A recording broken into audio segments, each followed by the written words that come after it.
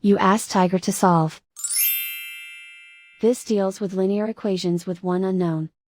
The final result is y equals -2. Let's solve it step by step.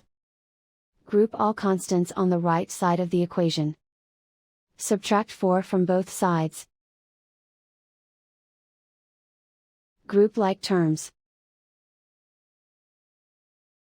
Simplify the arithmetic.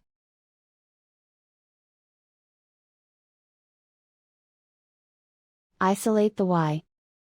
Divide both sides by 5. Simplify the fraction. Find the greatest common factor of the numerator and denominator. Factor out and cancel the greatest common factor. And so the final result is y equals -2.